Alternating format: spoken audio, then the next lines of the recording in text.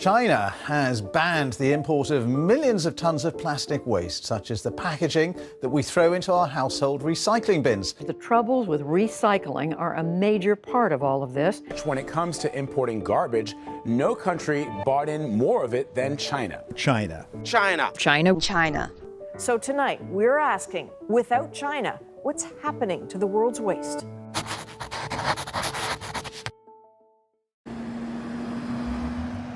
Here at the WSU recycling facility, waste is sorted and processed in an effort to divert close to 3/4 of WSU's waste from ending up in a landfill. Here, recyclable materials are bundled and sold as a commodity, but the market for these recycled materials is changing. And like many waste management facilities, WSU is being affected by these changes.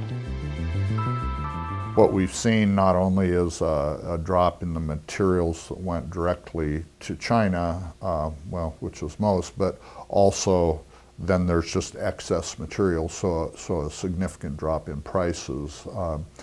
The thing that has been identified that is significantly different is a big part of the problem was contaminants in the recycled material. Of up to 25% of the material was either household waste, food, things that were not recyclable. And so the world is trying to develop infrastructure right now to be able to process the material as a recycling commodity and make up for the material that China isn't buying. And then also trying to cope with quality issues and improve the quality of materials that we collect and market so that the materials that come out of the process are actually usable and have value in some market. Finch says China is buying less recycled material and has caused an excess of this material on the West Coast. This has affected the pricing for this commodity. Finch says food pollution on these recyclable materials is lowering their value as well.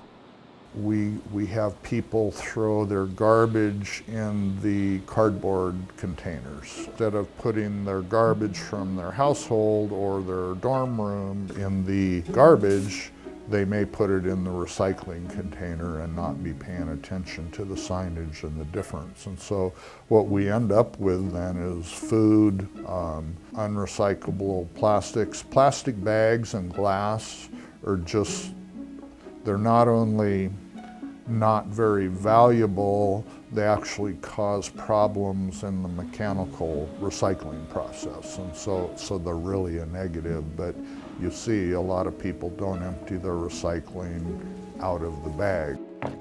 You get pop bottles that still have drink in them, which then when they dump out into the recycling, it stains the paper fiber and decreases its value or ruins it completely. You know, and that's kind of typical of putting stuff that isn't on the accepted material list, or, you know, maybe just walking up to the container and not even paying attention to whether it's garbage or recycling. This was something that somebody dumped.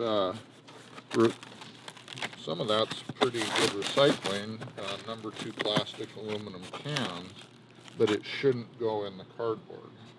This is a number 1 plastic bottle.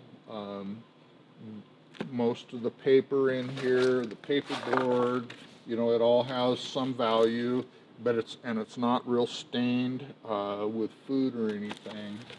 Now we'd ask to not, let's see, here's a coffee cup that still had coffee in it, and that is not valuable. That's considered contamination. These are some things that, you know, again, it's, you know, we called it recycling, it got shipped overseas, and then we kind of felt good about it. But now that we've got a new set of standards, we're having to deal with what really actually is valuable and has a market to be recycled.